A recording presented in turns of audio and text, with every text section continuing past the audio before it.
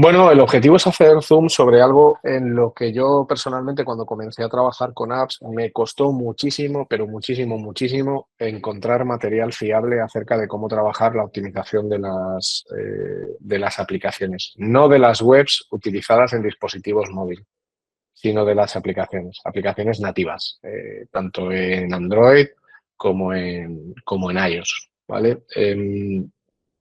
Ahora os enseñaré algunos datos que muestran un poco la importancia del ecosistema de las aplicaciones para cualquier empresa que cumpla pues, una serie de puntos que justifican que un usuario utilice una aplicación en su relación con la compañía o con las necesidades que sean, ¿no? Pero es curioso cómo la mayoría de los libros, la mayoría de los materiales, etcétera, se enfocan a web generalmente desktop, cuando la mayor parte del consumo es móvil, y las apps están como muy apartadas, ¿no? Muy vinculadas al mundo ASO, de App Store Optimization, o a otro tipo de disciplinas vinculadas a móvil. Bueno, yo soy Ricardo Tallar, para quien no me conozca. Eh, Soy un orgulloso aragonés. Hoy estoy en mi casa am, haciendo esto, porque así estoy tranquilo, no tengo a nadie alrededor. Y llevo profesionalmente desde el año 2008 trabajando en experimentación, desde que empecé a trabajar con Google Website Optimizer, que fue la primera herramienta de experimentación que conocí, que era de Google. Entonces, bueno, en estos 16 años pues he aprendido alguna cosita y he podido trabajar en las apps pues de algunas empresas muy conocidas como algunas de las que figuran ahí en este, pues como es el caso de Decathlon, de Bimba y Lola, de Vodafone, de Caixa, de Bershka y de un montón de compañías de todo tipo, ¿no? Tanto e-commerce como aplicaciones cuyo objetivo en realidad no es tanto la transacción, sino la fidelización o el uso continuo por parte del usuario como una herramienta de relación con la compañía. Que esto también es muy importante porque son esas herramientas las que permiten, esas apps, son las que permiten el app y el cross-selling de un determinado producto. Es lo que sucede en banca, es lo que sucede en seguros y es lo que sucede en un montón de relaciones que tenemos con empresas donde en realidad el objetivo de la app está mucho más vinculado a que tú puedas agilizar todo tipo de transacciones internas que tienes que hacer con la compañía, consultar posiciones bancarias, firmar una determinada cosa y a la vez desde el punto de vista de negocio es la principal herramienta para, conociendo tu comportamiento y conociendo tu perfil de cliente, poder ofrecerte servicios relacionados, upgrades. Nadie te va a ofrecer un downgrade, o sea, upgrades, servicios relacionados, etcétera. Bueno, empiezo por aquí. Para entender un poco el ecosistema de las apps, yo creo que hay un dato muy relevante, que es ese que tenéis en la primera esfera. Esto está sacado del estudio de conversión Los Años, que llevamos 8 años haciendo, y donde hemos analizado unos 1.100 e-commerce españoles, ¿vale? Vamos a hablar ahora mismo solo de e-commerce, unos 1.100 e-commerce españoles. El ratio de conversión medio en una web es del 1,3 y el ratio de conversión en una app es del 3,3. Aquí hablamos, y esto es importante, sobre todo para las personas que toméis notas o que os guste el detalle, como a mí, aquí hablamos de que hemos analizado negocios que tienen web y tienen app, porque así podemos comparar la conversión entre web y app. No hablamos de negocios que solo son una app, como podría ser el caso de Globo, bueno, Wallapop tiene web, pero de Globo, sino de negocios que tienen web y tienen app. O sea, del nivel de rendimiento que obtienen en 12 ecosistemas diferentes, ¿vale? Ahí veis, por ejemplo, que lo vinculado al mundo del deporte, pues casi multiplica por 5 la conversión, el incremento en equipos informáticos y electrónica, food delivery, convierte un 50% más web es decir, utilizar la web de Just Eat frente a la aplicación de Just Eat supone un incremento de casi el 50% en ratios de conversión.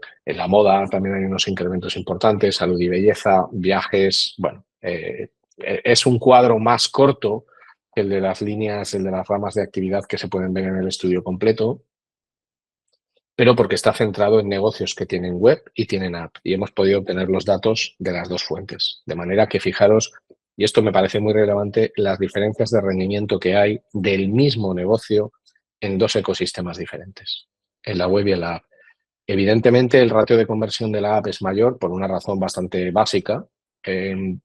que debería de llevar a reflexión a cualquier compañía, que es que cuando tú te descargas una app de una organización, tienes cierto grado de afinidad con esa organización. O sea, tú no te descargas la web de una empresa o de un retail, como puede ser Zara, Mango, H&M, me da igual, la que queráis, no te la descargas si no tienes una relación previa con esa compañía, si no eres cliente o eres alguien interesado en lo que hace esa compañía, ¿vale? Es una de las explicaciones. Esto me parece también muy interesante porque además es un dato que ha crecido en los últimos 3 años más del 50%, que es ¿dónde realizas tus compras por Internet? Es la pregunta que hicimos a un grupo de cerca de 1.000 personas a la hora de hacer nuestro estudio. Y si os fijáis, hay dos cosas que atañen a las apps. La primera, plataformas multimarca, es decir, aquí está Amazon, aquí está AliExpress, aquí está todo lo que sea un marketplace, muchos de los cuales funcionan a través de apps, pueden ser apps y pueden ser webs, evidentemente tú puedes usar la web de Amazon y no la app, pero en tercera posición, con el 52,16%, cuando hace 3 años no llegaba al 30%, tenemos en la propia app de la marca. Es decir, ya un volumen de compras cada vez mayor se realiza en las apps de las marcas. Fijaros la diferencia que hay, por ejemplo, con las redes sociales. ¿Vale? Las redes sociales sí que son grandes emisores de tráfico o generadores de interés en la marca o en un producto, pero no grandes agentes de transacción. ¿Vale? O sea, al final comprar directamente dentro de una red social se hace y hay marcas que lo explotan muy bien, pero no es todavía un comportamiento mayoritario o significativo para considerarlo como una estrategia general. Y esta es otra diapositiva del estudio en la que lo que preguntamos, y esto es muy interesante también, ¿qué hace que te descargues una app para hacer compras en vez de utilizar la web? Es decir, yo tengo una web y tengo una app, ¿por qué alguien se descarga la app en lugar de utilizar la web? Bueno, pues ya veis que la razón principal es muy comercial, descuentos y ofertas exclusivos. Son muy interesantes también las siguientes, acceso rápido a la tienda online, compra rápida por guardar mi dirección de envío y método de pago, es decir, algo que en una app está bastante institucionalizado y que en una web siempre tiene que pasar pues, por un login, una validación, etcétera, porque es una tienda en la que compro habitualmente, poder navegar mejor, o sea, muchas veces determinadas webs en dispositivos móviles tienen serios problemas de interacción y al final los acabas resolviendo utilizando una app, por un descuento de primera compra, etcétera. ¿Vale? Y esos son literales, ¿no? Lo que veis arriba que pone comentarios de los usuarios. Están mejor diseñadas que la versión móvil de la web. Las páginas web en móvil no son demasiado eficientes y óptimas, suelen funcionar mejor. Son variables interesantes porque deberían de servir para que una compañía o un negocio se cuestione si ha llegado el momento de lanzar una app o no. Es decir, hay muchas soluciones en el mercado que permiten encapsular una web para configurarla como una app a un coste reducido. Lo que pasa es que necesitas una masa de usuarios fieles o un nivel de conocimiento en el mercado lo suficientemente grande como para que alguien quiera descargarse la app de tu negocio digital. Si alguna persona no tiene nuestro estudio de conversión, que es totalmente gratuito, bueno, pues ahí tenéis el QR en la pantalla que permite acceder al enlace para el registro de la descarga. Bueno, esta es la parte que los que estuvisteis en el webinar de la semana pasada vais a volver a escuchar. Intentaré hacerlo en otro tono para que parezca que es nuevo, pero que es importante, ¿no? Cuando hablamos de CRO, al final, bueno, hablamos de una disciplina que lo que busca es entender cuáles son las variables que afectan principalmente a los procesos de transacción que se dan en un ecosistema digital. Procesos de transacción que pueden ser una compra, dejar un lead, realizar una operación con éxito, como puede ser el caso de, pues yo qué sé, presentar un parte de seguro utilizando la app, hacer una fotografía y enviarla a través de una aplicación para registrar un código de barras y obtener una información. Bueno, la operación que sea, ¿vale? La mayoría de las apps tienen un objetivo muy concreto y el éxito de ese objetivo es lo que determina su nivel de eficiencia y de éxito. Cuando tú entiendes todas las variables que forman parte de las razones que hacen que alguien haga algo, bueno, pues al final puedes manejarlas, más o menos, puedes manejarlas utilizando diferentes metodologías, enfoques empleando muchas técnicas, ¿no? Pues la observación, la hipótesis, la experimentación y empleando sobre todo el famoso método científico, que es muy viejo ya, es el Francis Bacon, y el primer test de la historia lo hizo James Litt en el año, creo que fue en el siglo XVII.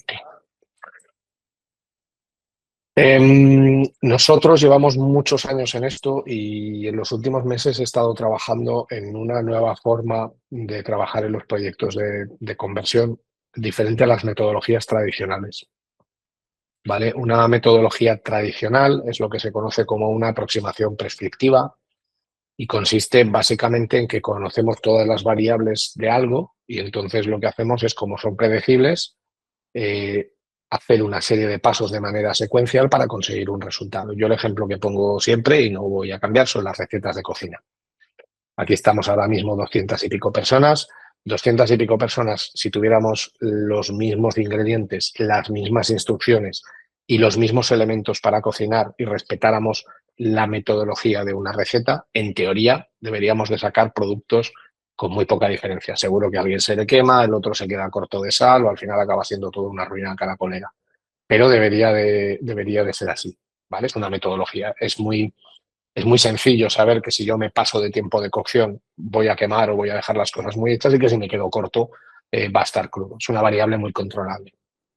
Cuando en un problema, del tipo que sea, tú no conoces bien todas las variables que intervienen en ese problema o esas variables van cambiando a lo largo del propio proceso, si empleas una metodología rígida de pasos, vas a tener un problema de output, vas a tener un problema de salida. Por eso yo personalmente en los últimos años prefiero, y nosotros hemos diseñado este año, aproximaciones emergentes, que es como se conoce a este tipo de aproximación de resolución de problemas. Yo el ejemplo que pongo siempre es trabajar con un menor de edad para que deje de usar el móvil tanto. ¿Vale? ¿Qué sucede? Que cada menor es totalmente distinto. Hay chavales más obedientes, hay chavales más rebeldes, hay unos que usan el móvil eh, para ver TikTok, otros lo usan para ver YouTube, otros lo usan para ver Discord. No hay un caso de uso estándar lineal como en el caso de una receta y no hay unos pasos rígidos que te lleven a una solución perfecta. ¿Vale? Si lo que os interesan son las metodologías, es decir, que suele ser como empezamos todos en el mundo del CRO, hay muchas que están más o menos institucionalizadas. Esta es la de Spiro, antes llamado PXL. Aquí tenéis la de Smart Insights, pues la podéis buscar, pues bueno, al final con que busquéis todas más o menos son muy parecidas. Análisis de datos, investigación, generación de insights, priorizar la hipótesis y la experimentación. ¿Cuál es el problema de la mayoría de las metodologías? Si como sistema son perfectas, como sistema no hay nada, no hay ninguna pega que poner. El sistema es perfecto. ¿Qué hace que un sistema funcione bien o mal? Las personas que ejecutan los procesos asociados al sistema. Es decir, el análisis o la generación de insights de Ricardo no va a ser el mismo análisis o generación de insights que el de Manolo o el de Pepi o el de Lucy. ¿Vale? Van a ser 4 análisis diferentes, salvo que las metodologías sean más profundas y tengan ya un framework, un sistema de trabajo claro de hay que fijarse en estos datos, mirando estos umbrales, haciendo estas cosas. Cosa que no suele darse. ¿Vale? Esta es la de Dynamic Yield. Esta es la de Gus de Baker. Y esta es la de Impact, que es un loop. ¿Vale? Y esta es la de Conversion.com, que es, aunque pone Wider Funnel, es la fusión de 2 agencias. Una de UK y otra de Estados Unidos. Y una es Wider Funnel y otra es Conversion. Y al final se han quedado con el nombre de Conversion.com. Todas estas metodologías las podéis encontrar en Internet. Yo creo que es interesante explorarlas porque hay cosas positivas interesantes en todas ellas, pero si lleváis un tiempo ya trabajando en mejora y optimización de conversión, son insuficientes, porque son modelos prescriptivos. Es decir, se supone que haciendo estos pasos todos vamos a conseguir el mismo resultado y no es así.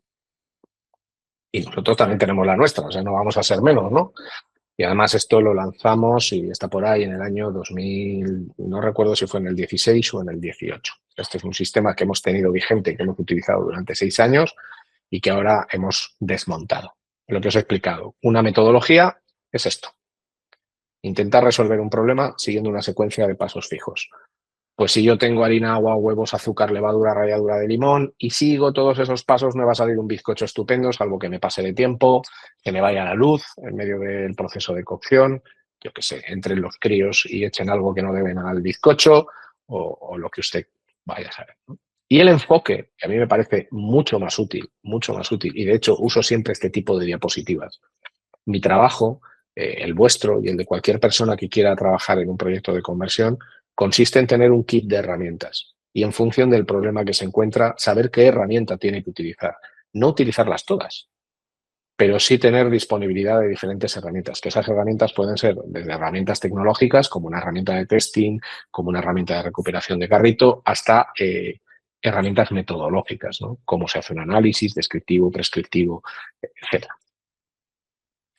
Y esta es un poco la forma mejor que yo he encontrado para dibujar, para explicar a los equipos las aproximaciones emergentes, ¿no? La diferencia entre un enfoque, bueno, pues tú haces una cosa cuando conoces el problema y das un primer paso, que es el paso 2, pero no tienes predefinido el paso 3. En función de lo que sucede cuando haces el paso 2, das el paso 3 y así sucesivamente, ¿vale? Esta es la principal diferencia. Las metodologías, Ricardo, ¿qué nos estás contando? ¿Las metodologías son malas, solo en demonio, muerte? No, las metodologías son una buena forma de iniciarse, pero creo que todas las personas que estamos aquí sabemos que en muchos proyectos, muchas variables, y esto pasa muchísimo con las apps, más que con otro tipo de negocios, sabemos que en muchos proyectos hay muchas variables que no conocemos, que no controlamos y van apareciendo.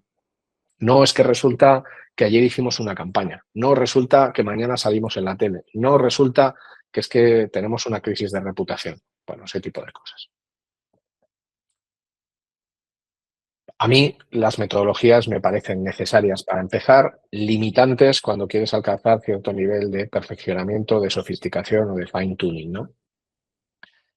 Y nosotros trabajamos y fomentamos las aproximaciones emergentes. Es decir, ¿eres nuevo? Bienvenida a metodología. ¿No eres nuevo? Utiliza el enfoque, ese kit de herramientas que vas aplicando.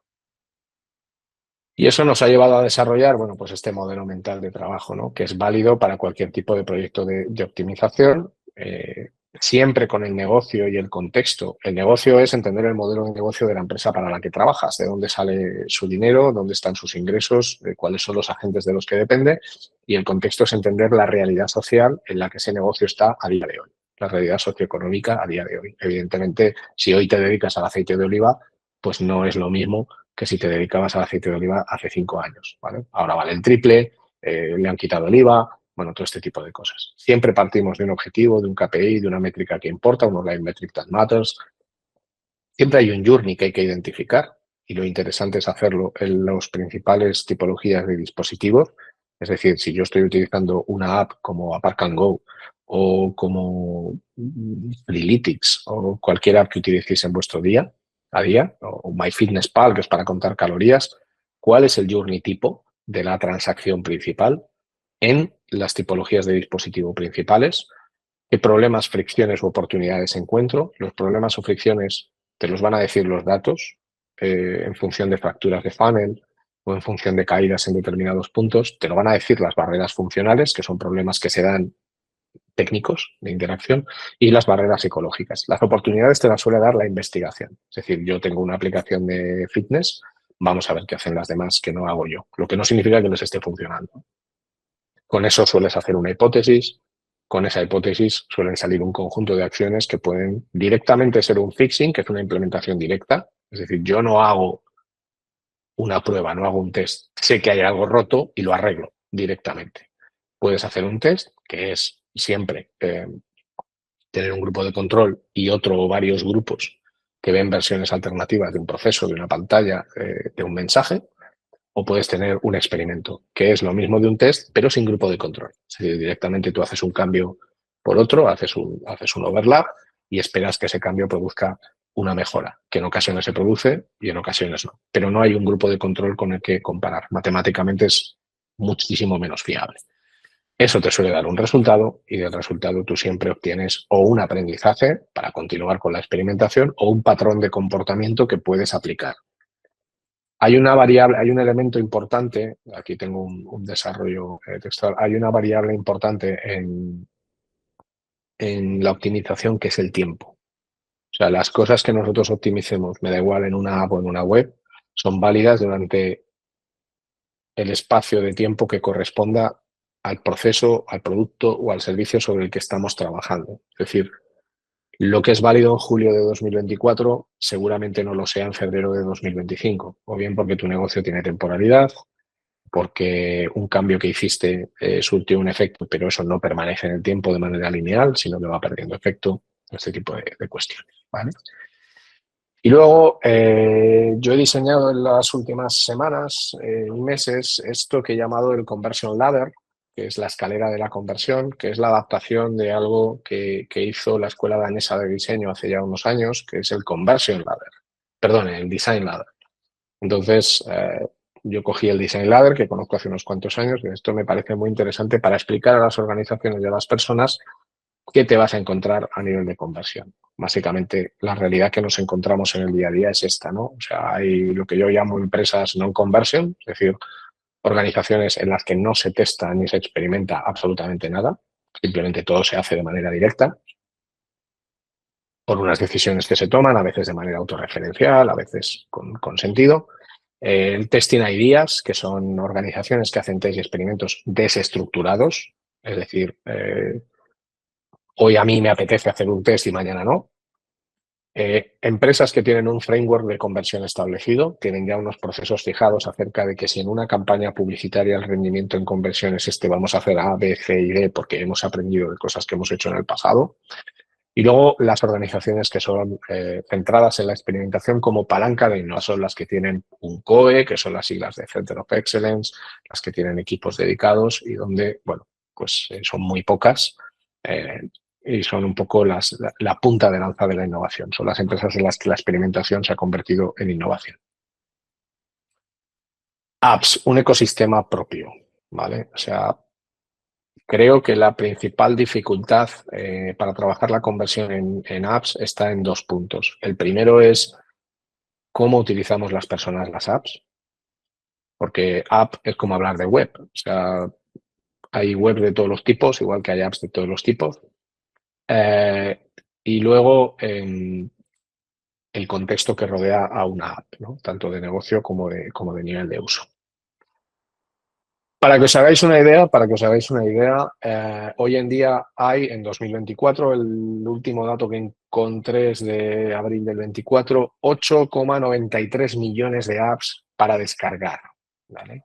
8,93 millones de apps para descargar. La media de apps por dispositivo en el mundo es de 30. En España, de 34. O sea, la mayoría de las personas que estamos aquí tenemos no menos de 34 aplicaciones en el dispositivo móvil que llevamos todos los días encima.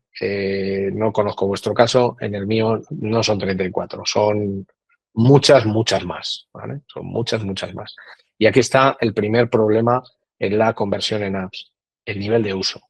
Es decir, solo se usa de manera frecuente y se entiende por frecuente una vez al mes el 30% de las aplicaciones que tenemos instaladas en el dispositivo móvil, ¿vale?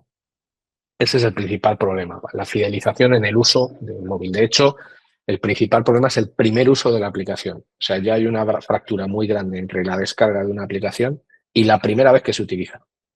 De hecho, si esa diferencia es mayor del 10 al 15%, tienes un problema grande. Es decir, si tú tienes 1000 descargas y solo 850 primeros usos, estás en el límite de lo aceptable. Y lo habitual suele ser que del primer uso al segundo haya fracturas en ocasiones de más del 50%. Es decir, que el primer uso de la app determina que la experiencia es tan nefasta para el usuario que no la va a volver a utilizar. Por lo tanto, se queda ahí en el teléfono, olvidada, criando telarañas.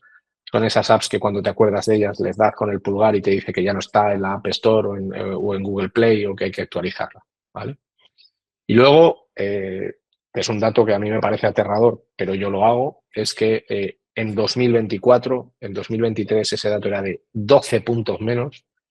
En 2024 el 88,6% de las personas miramos el teléfono móvil en nuestros 10 primeros minutos de despertar. O sea, antes que ir al baño, miras el móvil. Antes que hacerte el café, miras el móvil o lo usas pues para poner la radio o lo que sea. Este es el volumen de descarga global de apps no sé si son millones o en billones, ¿vale? En billones. O sea, creo que podemos ver saltos cualitativos enormes, sobre todo desde finales de la década de los 10, principios de la que estamos, ¿no? Y este es un gráfico muy interesante, muy interesante, que es qué tipo de apps descargamos, ¿vale? La línea azul que está por encima de todas son juegos. ¿Por qué tantos juegos y tan poco de lo otro? Bueno, la explicación es muy sencilla. La mayoría de nosotros pues tendremos 1, 2, 3 bancos máximo, con lo cual tú te descargarás 2, 3 aplicaciones bancarias. Pero si usas el móvil para jugar o tus hijos usan tu móvil para jugar, pues es fácil que tengas 15, 20 aplicaciones de juegos, 8, 9, 10, 5, 6, no lo sé, pero tienes pluralidad de aplicaciones de apps. No hay tantas redes sociales, no hay tantas de foto. La siguiente línea, por si alguien se lo pregunta, es foto y vídeo. O sea, edición de foto, edición de vídeo. Es interesante porque esto también nos da una foto bastante precisa de qué estamos habituados a descargarnos y qué probabilidad hay de que alguien descargue algo en función de la temática de la app. Hay, hay muchos, pero hay 4 grandes modelos de negocio en las apps que determinan un poco los objetivos de conversión que se persigue, ¿vale? O sea, como lo más descargado son los juegos, el modelo más popular es lo que se conoce como free to play, ¿vale? Yo he trabajado este modelo varias veces a lo largo de los años. Son juegos gratis, entre comillas, son juegos plenamente funcionales en los cuales no hay publicidad, de hecho, en los cuales el objetivo es que hagas micropagos a lo largo del tiempo para desbloquear tiempo, recursos, añadir características. Una técnica muy habitual es que tú puedes jugar mientras utilizas unos tokens que han generado el juego. A veces son gemas, a veces son rayitos, a veces son lo que sea. Cada partida te cuesta 2, 3 de esos elementos. En el momento en el que se te acaban esos elementos ya no puedes jugar. Entonces, ¿qué tienes que hacer para jugar? Pues un micropago de 1 euro para recargar o esperar, que esto lo habréis visto en muchos juegos, esperar 6 minutos por recuperación de un token. Con lo cual, para volver a jugar otra vez, pues tienes que esperar 3 horas, ¿no?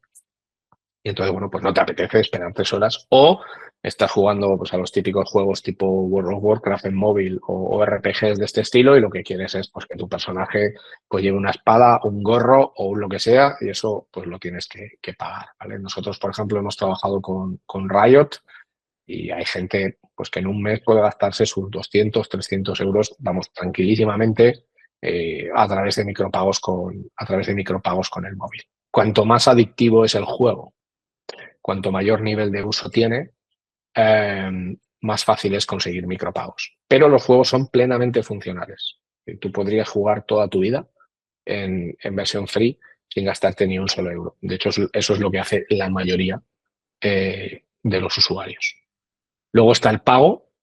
Bueno, pues pagas directamente por un bien o por un servicio. O sea, tú utilizas la app y pagas por usarla o pagas por lo que hay dentro, porque es una aplicación de retail, como puede ser la de Zara, la de Bershka, la de Mango o la de cualquier vendedor online, o porque son apps de servicio como Fuertafit, que es una aplicación de fitness y de nutrición. Entonces tú pagas en realidad una suscripción y en la app lo que haces es utilizarla.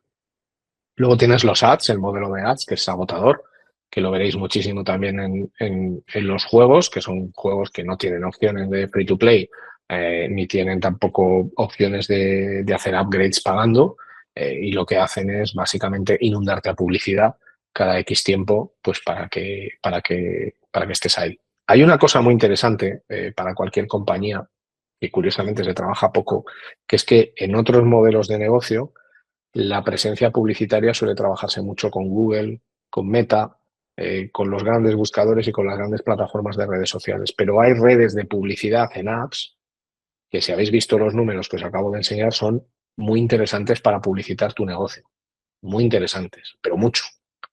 Es decir, puedes conseguir mucha más visibilidad anunciándote en determinadas apps antes que utilizando los medios tradicionales, ¿no? Y luego está la comisión.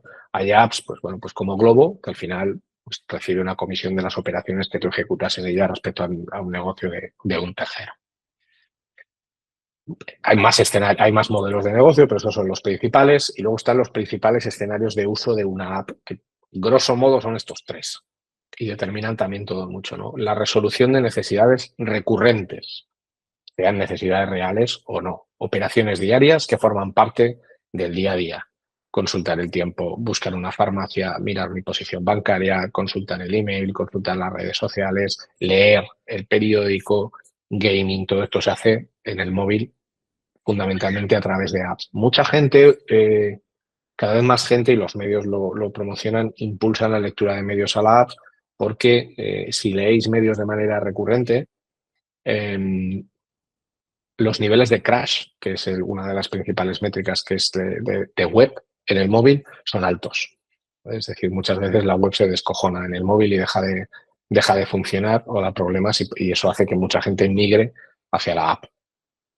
Luego están las resoluciones de necesidades específicas, es decir, actividades concretas con un fin específico que puede ser recurrente o no. O sea, este se puede combinar con el anterior o no. Por ejemplo, en Madrid se tira mucho de las apps de parking.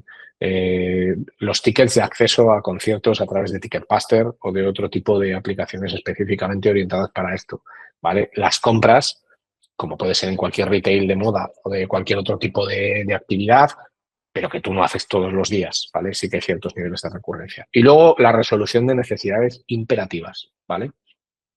Aquellos que hayáis viajado mucho, que hayáis viajado fuera, pues a veces tienes que utilizar determinadas apps de sistemas de credenciales o determinadas apps para acceder a según qué sitios, lo que incluye accesos a compañías o accesos a determinados entornos, ¿no? Y esto justifica que te tienes que bajar una app específica, que solo se ha hecho para eso. ¿Vale? Para que puedas entrar, por ejemplo, pues en las instalaciones de una gran compañía o para que puedas acceder a un país o para que puedas acceder a un determinado sistema, generalmente de la administración pública, ¿no? Bueno, pues es el caso que tenemos ahora tan divertido con cartera digital, o también conocido como pasaporte en las últimas horas, en los últimos días, o lo que sucedió con radar COVID, ¿vale? El problema de las necesidades imperativas es que suelen ser dependientes de la administración pública, por lo tanto orientadas a toda la ciudadanía. Diseñar algo para toda la ciudadanía es muy complejo porque lo tiene que usar alguien de 18 años y alguien de 90. Y, por ejemplo, con radar COVID, yo en su momento hice un análisis bastante exhaustivo. Había un problema grave que era que había que introducir el código que a ti te facilitaba tu médico. Cuando habías dado un positivo por COVID, para que la aplicación funcionara tenías que introducir un código. ¿Qué sucedía? Que ese código, la aplicación era estatal, pero la obtención del código era, de cada comunidad autónoma. Entonces, la manera de conseguir el código en Aragón no era igual que en el País Vasco, que en Madrid, que en Extremadura, que en Murcia, que en Andalucía. Entonces, en la aplicación no había ninguna referencia a cómo debías de conseguir el dichoso código. ¿Cuál fue la consecuencia de todo ello? Que nadie usaba la aplicación. ¿Vale? No es que la aplicación estuviera mal diseñada, sino que la parte de diseño de información acerca de cómo operar con ella era insuficiente. Y luego las apps tienen sus propias herramientas de medición y de testing, que no son las de web, y la mayoría, bueno, pues han evolucionado para soportar apps, pero hay diferencias importantes, ¿no? Entonces, bueno, para los que no estéis habituados, pues aquí una foto rápida, ¿no? Por ejemplo, la más conocida, la más popular es Firebase, que en realidad Firebase es de Google y es un ecosistema que sirve tanto para el desarrollo de las propias aplicaciones como incluso para hacer A/B testing con ellas, Q&As y otro tipo de operaciones. Esto te permite desde crear una app hasta tener todos los datos y tener las estadísticas de apps ilimitadas y gratuitas. Pongamos entre comillas lo de ilimitadas y gratuitas, ¿vale? Tenéis Mixpanel, que es una herramienta que ya está cobrando una importancia relevante en web y en app, es bastante curiosa. A mí me gusta bastante.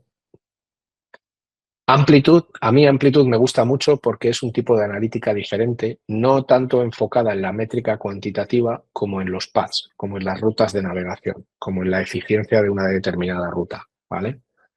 Y sobre todo, os recomiendo esto, que he puesto el código QR, ¿vale? Amplitude tiene para mí, de lo que hay publicado de manera pública, valga la redundancia, quizás la mejor guía sobre métricas y cuestiones de retención y de engagement en una aplicación móvil que es quizás lo más clave desde el punto de vista de la conversión, la retención y la fidelización.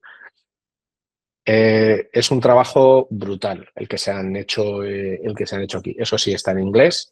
Ahí tenéis un QR y la verdad es que a mí personalmente no tengo nada con Amplitude, pero me parece una cosa muy, muy bien hecha. Sergio nos dice que Visual también tiene parte de analítica móvil, lo sé, o sea, nosotros somos partners de Visual Website Optimizer y efectivamente tiene parte de analítica móvil y funciona muy bien. Pero este recurso de Amplitude a mí me parece de verdad muy valioso, tanto si eres neófito como si eres profesional. Tienes Glassbox, que nosotros lo utilizamos con algunos clientes. Y luego tienes aplicaciones específicas nativas concebidas para las apps, como pueden ser, por ejemplo, AppRadar o AppsFlyer, ¿vale? Entonces, bueno, hay muchísimas más. Adobe también trabaja con apps, Visual Website Optimizer trabaja con apps, el propio GA4 se puede configurar para trabajar con apps, o sea, hay un montón de soluciones. Quizás estas son algunas que conviene conocer por lo menos, ¿no? O explorar. Se habla mucho de analítica en general, poco de analítica de apps y suele haber poco contenido sobre analítica de apps. Principales ineficiencias y puntos de mejora que vamos a encontrar en el ecosistema de las aplicaciones móviles, ¿vale? Bueno, el principal elemento que condiciona la experiencia en una aplicación es la pantalla, ¿vale? O sea, nosotros en el modelo de interacción que empleamos con un ordenador, como estoy yo ahora, bueno, pues tú tienes un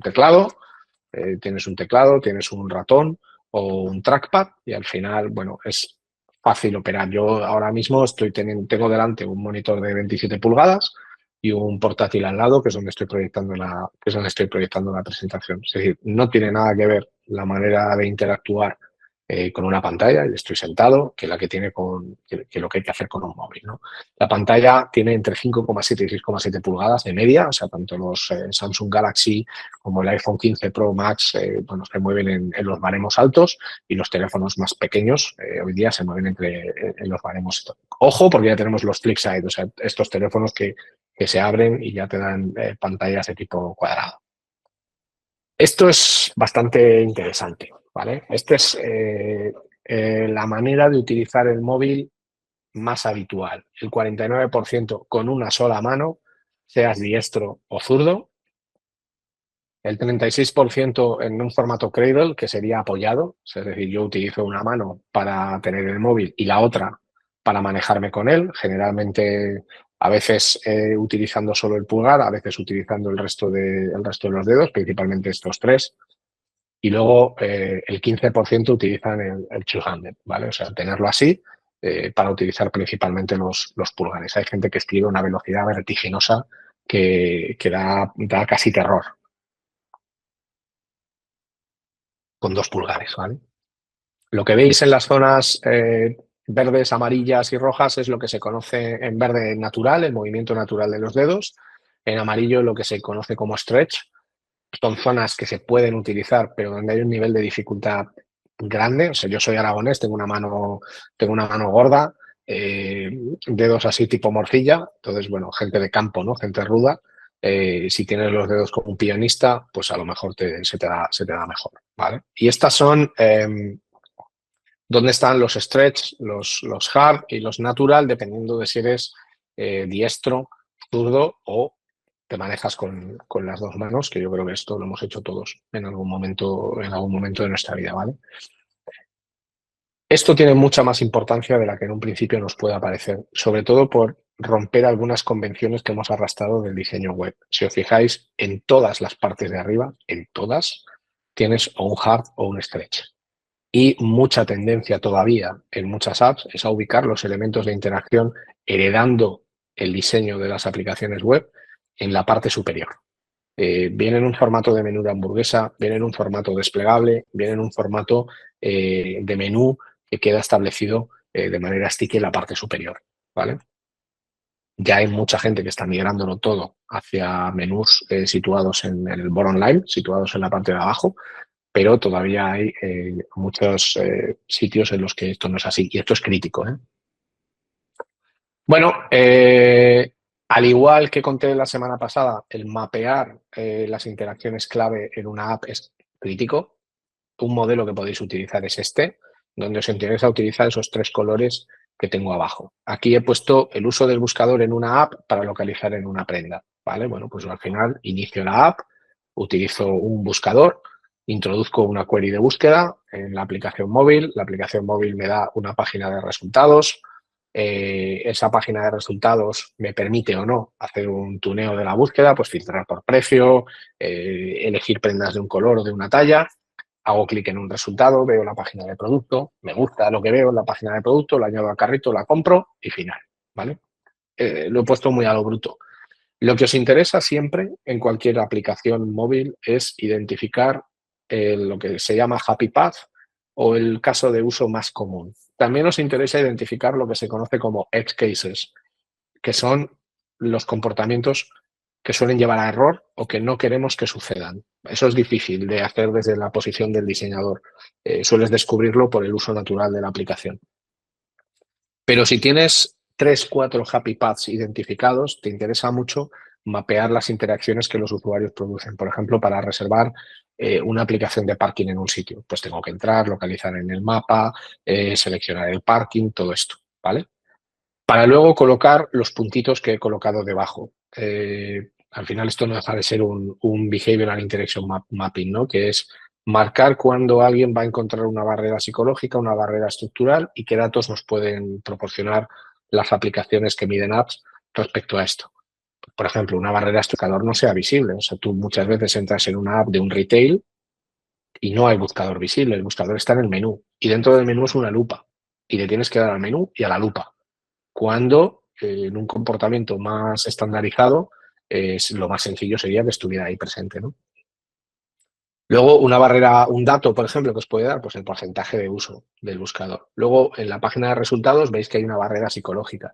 Pues, por ejemplo, yo he buscado algo, ahora veremos un ejemplo, yo he buscado algo, no me genera ningún resultado, por lo tanto, yo interpreto que si no me generas ningún resultado es que no existes. No, no tienes esto. Como no tienes esto, abandono y me voy, lo que os decía antes del primer uso. Las barreras funcionales siempre son interacciones que técnicamente no se pueden llegar a cabo. Bueno, menús que no se despliegan, interacciones que se bloquean, que esto es muy habitual en las apps. Y bueno, dentro del mapeado, pues más o menos intentar que todos los dispositivos, resoluciones, sistemas operativos, tipologías de pantalla estén recogidas. Barreras psicológicas suelen ser sesgos cognitivos o heurísticos, ¿no? Pues cuando no hay resultados, pues interpretamos que no hay resultados, por lo tanto, no existe. Si yo te dejo premarcada una opción, pues funciona el sesgo de statu quo. Si te elimino un precio para colocarte otro precio nuevo, pues estoy utilizando el anclaje, ¿vale? Aquí tenéis una referencia de los sesgos cognitivos más populares y utilizados en Behavioral Design. Aquí hay unos 350. Esto era un trabajo que hizo Buster Benson, que está muy bien, es muy popular, desde el año 2016, pero para que os hagáis una idea, el primer sesgo cognitivo lo identificaron Kahneman y Tversky en el año 1971. O sea que no es nada nuevo esto. Es nueva su explotación en el diseño de aplicaciones y de webs. Y luego los datos lo que te permiten es poder tener comparaciones homogéneas a lo largo del tiempo y valorar si las cosas están funcionando o no. Y luego tenéis un modelo de generación de hipótesis que a mí me gusta bastante para los que no estéis iniciados, que es este. Esto es de Craig Sullivan, ¿vale? Esto es de Craig Sullivan. Entonces podéis buscarlo como Hypothesis Kit. Si lo buscáis así en Google, Hypothesis Kit Craig Sullivan tiene varias versiones. Esta es la última, esta es la 4, la versión 4. Basado en un dato o en una investigación, creemos que, cambio que queremos introducir para este segmento de público, que esto es muy importante en la experimentación, no hacerla a todo el mundo, sino a determinados segmentos, subsegmentos o conjuntos, causará el impacto que queremos que cause. La validación vendrá, sabremos que esto es así cuando veamos esta métrica o este feedback. Y el outcome, la salida, el resultado es esto será bueno para nuestros clientes, nuestros partners y nuestros negocios por las razones que sean. ¿Vale? Aquí hay pues un desarrollo. Evidentemente, esto tiene que ver con procesos, con metodología y es exactamente igual si haces experimentación física en una web o en una app.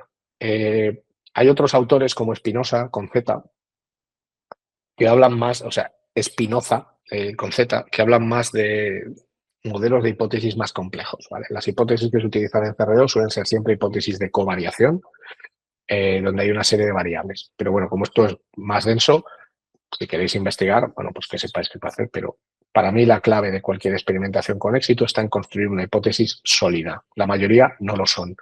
La mayoría de las hipótesis no son hipótesis, son opiniones.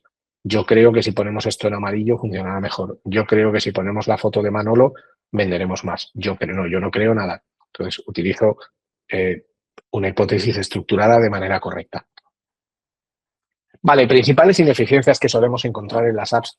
A lo largo de estos años hay cosas que se repiten, ¿no? Es como un mantra, ¿vale?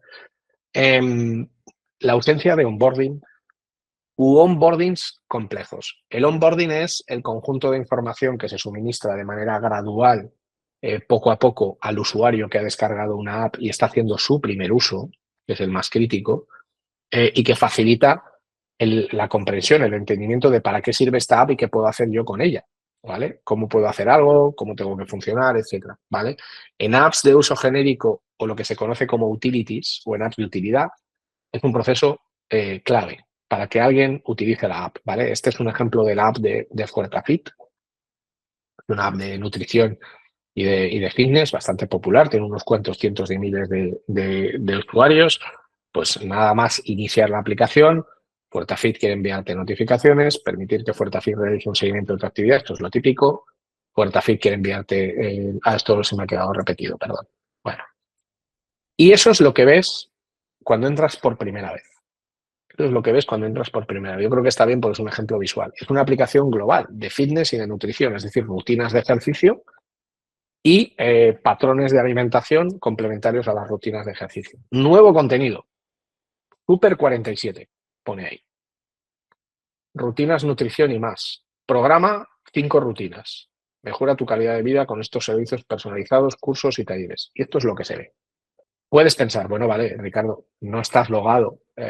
Seguramente si te logas, que yo tengo un usuario de Fuertafit, seguramente si te logas, los resultados no sean lo mismo. Ok, me voy a logar. Además, podéis ver las horas, ves que aquí son las 8:14 y aquí son las 8:16. Lo que ha cambiado, si os fijáis en la imagen de la derecha, veis que abajo pone home, mi perfil, y una vez que me he logado, pone home, mi perfil, buscar y descargar. Pero el contenido es exactamente el mismo. Es decir, si yo es la primera vez que entro en esta aplicación porque la he descargado en su formato gratuito, evidentemente si soy un usuario de pago probablemente yo ya conozca, es que no sé qué es Super 47, es que no sé ni por dónde empezar. No ha habido ningún onboarding previo. ¿Para qué quieres utilizar la app?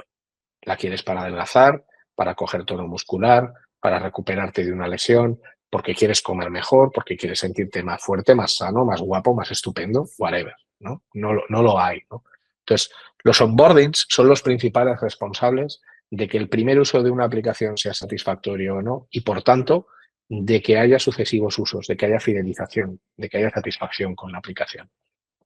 Por ejemplo, nosotros trabajamos con el diario.es, con otros medios, pero bueno, el diario.es te dice bienvenido a la nueva app del diario.es, empezar. Y de hecho, si os fijáis, no hay ni siquiera una opción de saltar en este primer paso. Te dice empezar, pero no hay una spa de cierre, como si la hay en los siguientes 3 pasos. Te dice empezar. Bueno, bien, mejor periodismo independiente. Entonces te dice toda la información, mucha opinión, pero cada una en su sitio. Y si os fijáis, tienes portada, opinión, al minuto, donde te explica cómo está utilizado o cómo están, para qué sirve cada pestaña de la aplicación, ¿vale?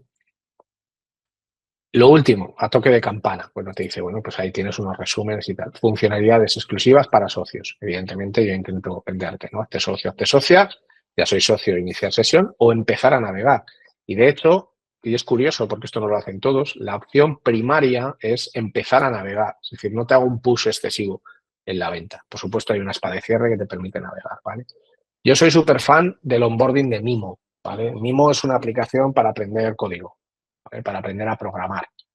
Pero Mimo, por ejemplo, hace algo muy inteligente, sobre todo que hay que tener muy en cuenta cuando las aplicaciones son de rango amplio. Es decir, te permiten hacer muchas cosas, como es el caso del cuidado personal, como es el caso del aprendizaje o como es el caso de algún tipo de multiservicio, ¿no? Entonces, Mimo te dice, oye, aprende a codificar, construye proyectos, únete a la comunidad, vale, todo esto pues te lo puedes saltar con relativa felicidad. Ya veis que aunque tengas el Get Started, bueno, la mayoría de las personas ejecutan el proceso. Y esto es un onboarding muy interesante, ¿vale? Y muy bien representado visualmente. ¿Para qué quieres o por qué quieres aprender código? Bueno, pues porque trabajo en esto, quiero ser un desarrollador profesional, por diversión o por otra razón, ¿no? ¿Cuánta experiencia tienes con código? Y te pone ahí una ilustración, voy a escribir mi primera línea de código, es decir, no tengo ni idea, pero fijaros, aunque ahí ponga Code for Newbies, literal es muy interesante porque es muy respetuoso y no se te considera, o de inicio no se te dice no tienes ni idea. Dice, bueno, yo quiero, voy a escribir mi primera línea de código.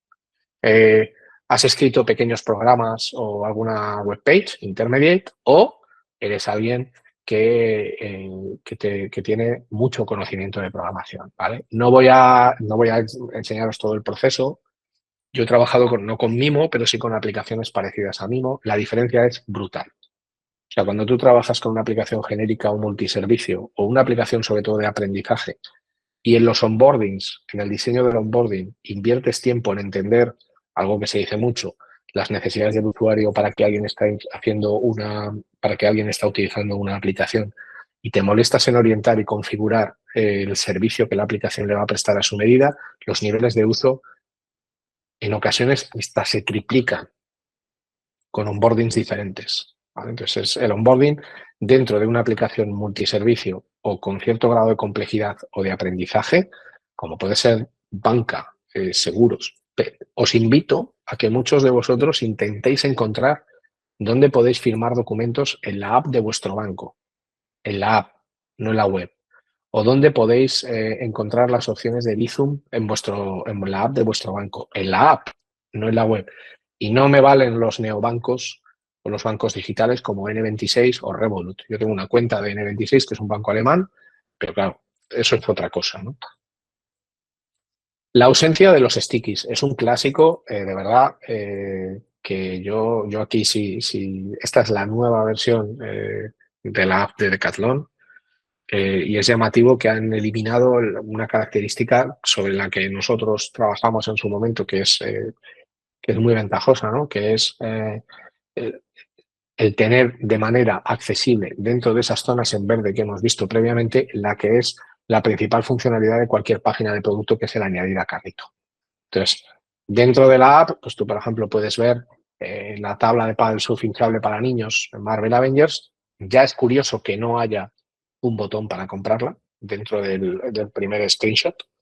Es cierto que hay una tendencia natural al scroll en apps muy grande, pero en este caso el botón lo arrastras con el scroll. No está presente de manera continua, ¿no?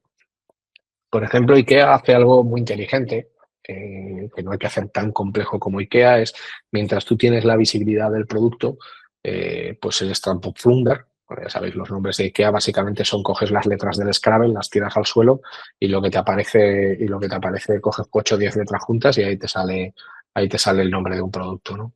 Pues es que es así. Ahí veis que tiene un precio de 29,99 y un añadir al carrito. En el momento que yo hago scroll, ya aparece un sticky que pone añadir al carrito 29,99. Es decir, esta decisión es inteligente porque no solo mantiene el sticky sobre el CTA, sino que combina el CTA con la información. Es decir, solo el sticky sería que pusiera añadir al carrito. Pero como tú estás leyendo sobre el cojín, puede que no recuerdes el precio. Por eso, en el momento en el que yo desplazo la pantalla y la información del precio desaparece del layout, aparece añadir al carrito 29,99. Igual que en muchos sitios de moda aparece el precio del producto, pero también aparece el selector de tallas. O sea, en algunos casos, cuando tú le das a comprar en un botón sticky, te lleva a la zona de elección de tallas y en otros casos, mucho mejor, te aparece junto con el botón de comprar los selectores de tallas del producto de manera continua a lo largo de todo el flujo de navegación, ¿vale? Luego, descripciones, si lo que se llama killer features o scan fancy, ¿vale? Scan fancy sería traducible como escaneo elegante o escaneo sexy, ¿no? Veo que hay preguntas, luego las comentamos sin problema, ¿vale? No hay killer features o no hay scan fancy. Vale. Pensad, ahora por ejemplo que estamos en verano, aunque el tiempo está loquísimo, pantallas retroiluminadas en la mayor parte de los casos. Si estáis en una piscina y le está dando el sol al móvil, muchas veces no ves nada, literalmente, o sea, es difícil. Eh, Pensad que a todos os llegará el momento en que aparecerá la presbicia en vuestra vida, y que es difícil leer en un móvil si no hay una mínima adaptación de los contenidos para facilitar su comprensión desde un punto de vista de producto, ¿no? Ahí tenéis una descripción de producto de verdad horrorosa. O sea, un amasijo de párrafos, ni siquiera con espacios. A la derecha al menos hay espacios que permiten la comprensión, que permiten la lectura. Y luego la accesibilidad móvil, las normas de la WCAG delimitan que el tamaño mínimo recomendable en una aplicación móvil debería ser de 16 píxeles de letra. Yo os diría que como mínimo sean 14. Ninguno de estos dos casos es 14, es menos.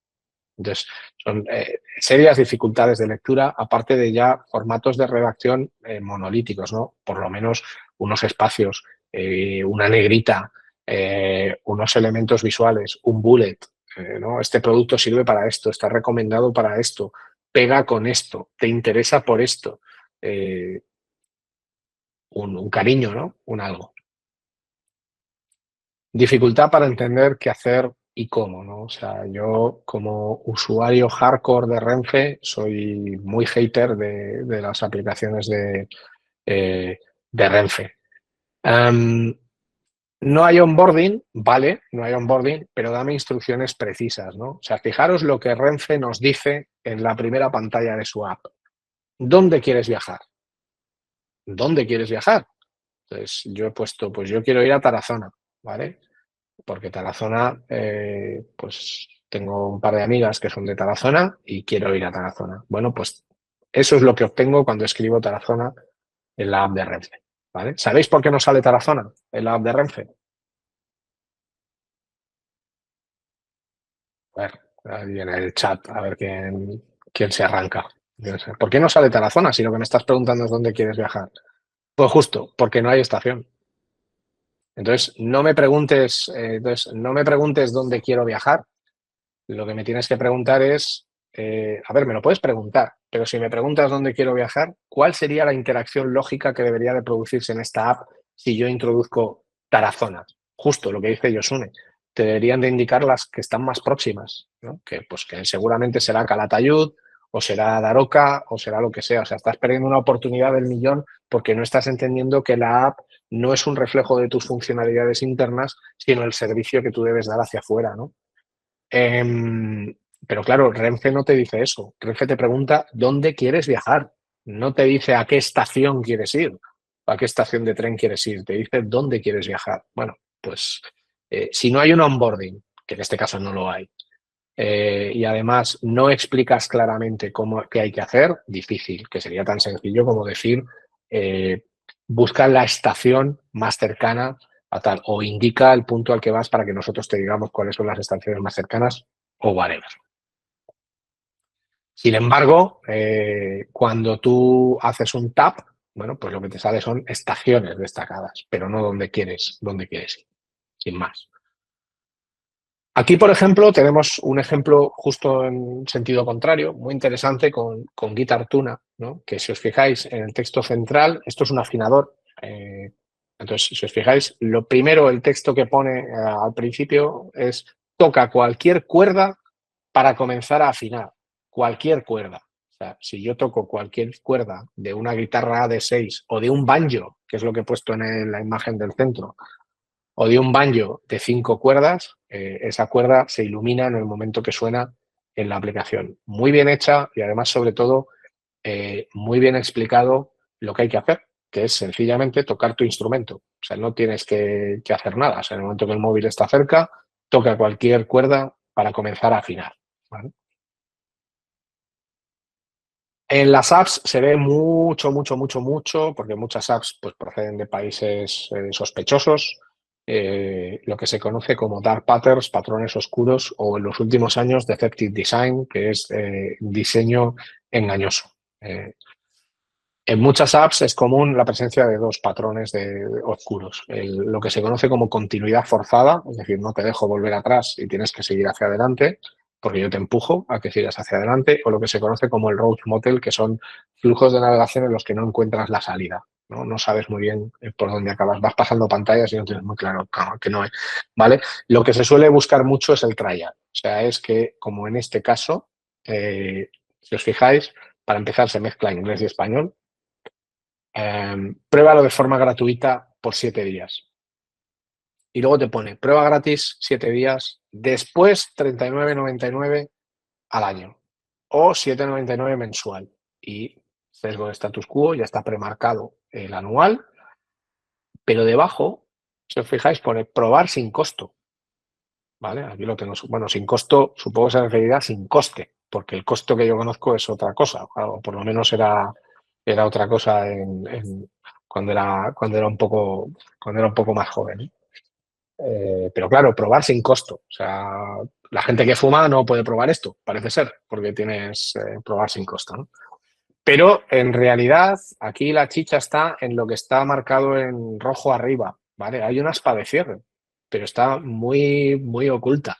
O sea, tú en realidad, si le das a ese aspa de cierre, eliminas esta parte de la app que no te sirve para nada. Sin embargo, parece que te están empujando, bueno, pues Martis, si dices costo en España, la gente te dará, o te detendrán o te darán una cosita que se pone en papel de fumar con tabaco, ¿vale? Bueno, estas de verdad son las 5 ineficiencias principales que se repiten en todas las tipologías de apps, ¿eh? Da igual que sean retail, que sean apps de recurrencia, que sean apps de servicio. Top test a realizar para mejorar la conversión dentro del mundo app. Bueno, básicamente unos cuantos, ¿no? En algunos casos os puedo enseñar imágenes, en otros no, por las toneladas de NDAs, acuerdos de confidencialidad y venta de sangre de tus hijos para garantizar la privacidad de todo esto, ¿no? Bueno, para mí el test más importante en una app es el onboarding, sobre todo si es una aplicación generalista o multiservicio, un banco, una aseguradora, un medio de comunicación, etcétera. Es previsible que se pueda mejorar, dependiendo del onboarding que utilices, hasta un 30 o un 60% el primer uso de la app. Y que alguien se la descargue y gracias al onboarding tenga su primer uso, ¿vale? Este es el onboarding actual del país. Yo trabajé en el onboarding del país que se hizo hace 5 años, ¿vale? Que es el que corresponde con esta noticia cuando se lanzó la nueva aplicación móvil. Entonces, en aquel momento el onboarding del país perseguía, por un lado, el registro del usuario, el registro gratuito, no era un registro de pago, pero que el usuario se tuviera que registrar para poder utilizar una serie de funcionalidades de la app y además que el nivel de uso de la app fuera alto. Bueno, pues hicimos varios test con los diferentes tipos de onboarding y conseguimos datos de hasta más 80% en niveles de registro y de acceso a la app, cambiando solo el onboarding, cambiando solo el proceso de onboarding. Aquí veis, ahora antes de empezar, regístrate para leer artículos gratis, guardar artículos, seguir autores, gestionar las alertas, regístrame gratis. Ya tengo cuenta, iniciar sesión. Es decir, o te registras o no lo vas a utilizar. Pero la forma de plantear el onboarding es diferente a la que había hace un tiempo, que ahora mismo pues no os puedo enseñar.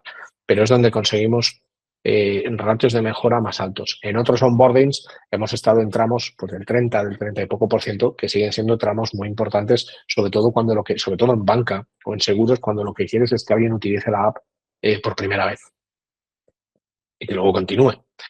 Luego, el tema de los stickies alineado con lo que se conoce como efecto phone restore o efecto de aislamiento, que permite el contraste claro de la acción, donde suele haber mejoras entre un 20 y un 35% en el click-through rate. Yo el caso más sangrante que tengo es este de aquí, ¿vale? Esto es un test con una app, esto es un test de usuarios con una app donde nosotros, lo dejo aquí marcado en rojo, donde nosotros lo que habíamos detectado era que muchísimas personas visualizaban la parte de checkout, pero muy pocas daban clic en la confirmación de la compra, poquísimas. muy por debajo de la media normal, que así es como se suelen encontrar las ineficiencias, encontrando cosas tal. No, no, Beatriz, no. Mm, no estará, ¿no? Bueno, aquí si os fijáis, tampoco es Cortez. Es una aplicación global, ¿eh? No es una aplicación global. Es un marketplace de moda. Eh, bueno, ese era el botón original de la app. Era sticky, o sea, no era sticky, perdón, y además al ser negro se camuflaba con el propio teléfono. Y además, si os fijáis, lo que pone, no se lee muy bien, pero pone tramitar pedido. O sea, el propio CTA ya es cuestionable como acción, ¿no? Tramitar pedido suena más a que te vas a pedir, yo qué sé, una grúa o 2 kilos de cemento, ¿no? Pero no a que te vas a comprar un pantalón, una blusa o una camisa o algo así. Tramitar pedido. Negro, por lo tanto, se confunde con la mayoría de los teléfonos móviles que tienen interfaces negras y no era sticky. Entonces, bueno, aquí el test que hicimos fue muy sencillo. O sea, lo cambiamos a un botón que ponía pagar, porque esto era pagar, era ya dentro del checkout. El botón era amarillo, que eso es el efecto Bone Restore, es decir, utilizar un color para la acción principal que no se utiliza en el resto de interface. Y además le dimos un aspecto sticky, es decir, tú te desplazabas por el checkout, pero siempre estaba presente ese botón amarillo. Y ahí es donde logramos, en este caso, bastante más del 35% en el acceso al botón. Es decir, es curioso porque en estos test, que luego estos vídeos se los pusimos al cliente, en estos test con varias personas se veía claramente que querían pagar, pero no sabían cómo hacerlo. Gente inteligente, ¿eh? Gente que ha ido a la universidad, que vota, o sea, gente normal, entre comillas. Y no veían, porque estamos habituados a un consumo rápido muy basado en estándares. Y no encontraban la opción de pagar que estaba presente ahí delante todo el rato, ¿no? Luego, la inserción de anclas en las descripciones de producto o en los fragmentos para fomentar el scroll y la lectura. Es decir, cuando estás utilizando scrolls largos, incluye anclas o recordatorios que aparecen en pantalla para decirle a alguien, vete a leer las características aquí. Ahí lo que puedes ganar es entre un 15 y un 25% en profundidad de scroll y en tiempo de lectura. Aquí ya no os puedo enseñar ejemplos porque no tengo la autorización, ¿vale? Incluir nudge para fomentar la autorización de las notificaciones. O sea, la gran clave de muchas aplicaciones es que les aceptes las notificaciones, que permitas que la app te envíe notificaciones al teléfono, porque la notificación es la forma de enviarte a ti una señal, un hook, para provocar una reacción, ¿vale? O sea, al final, cuando tú publicas algo en Instagram o en LinkedIn o en Twitter, pues lo que hace que te vuelvas a meter, que es las notificaciones que recibes de los likes, de los comentarios o de lo que sea. O si eres un outsider, pues no tienes notificaciones de nada. Yo soy de esos, no tienes ningún tipo de notificación y tú te vas metiendo y vas viendo cómo va la cosa, ¿no? Pero hay cosas de las que tienes que tener notificaciones activadas. Yo, por ejemplo, las tengo del banco, pues por si hay algún tema de fraude, etcétera. Ejemplos para incentivar las notificaciones. Activa las notificaciones para recibir un descuento exclusivo, que luego tienes que enviar, o activa las notificaciones para tener descuentos antes que nadie, simplemente porque las vas a comunicar a través de notificaciones push. Esto es muy típico del mundo retail. Pero el utilizar mensajes en los onboardings que impulsen el aceptar que la app te notifique, te dará entre un 17 y un 30 de incremento en la autorización de las notificaciones y las propias notificaciones te darán pues generalmente mucha ganancia. Y para terminar, los mensajes personalizados y sistemas de recompensas asimétricas cuando el usuario retorna a la app. Esto es una captura de Fisdom, que es un juego tipo Candy Crush, ¿vale? Como muchos que hay. Seguro, por pura estadística, que alguna de las personas que estáis aquí tiene Fisdom o Fisdom Solitary, que es la versión del solitario. Fisdom hace algo muy inteligente, que es que cuando tú llevas un tiempo sin utilizar el juego y entras, en ocasiones te da recompensas y en ocasiones no. Por eso es una recompensa asimétrica. Entonces nunca sabes, como un huevo Kinder, nunca sabes qué te va a salir dentro. Todos los días hay una recompensa, pero ¿qué tengo que hacer para obtener esa recompensa? Que puede ser un trueno, un rayito, un elemento de juego, entrar en el juego, ¿vale? Entonces, la utilización de recompensas o de sistemas de recompensas asimétricas y tiene justificación, ¿eh? O sea, evidentemente, si eres una empresa que vende ropa, no le vas a regalar a alguien porque entre algo, porque sí, o porque entre todos los días. Pero el tener recompensas asimétricas y variables, es decir, tú no sabes que te va a tocar cada día, pero sí sabes que te va a tocar algo, es una manera brutal de conseguir ese nivel de recurrencia en la app y funciona estupendamente bien. Es lo que dice Clara, lo hace mucho Shane. Lo que pasa que yo con Shane, bueno, tengo eh, mi rollo ético. Bueno, pues muchísimas gracias por vuestro tiempo, por vuestro cariño y por vuestra paciencia. Un placer de verdad. Yo disfruto.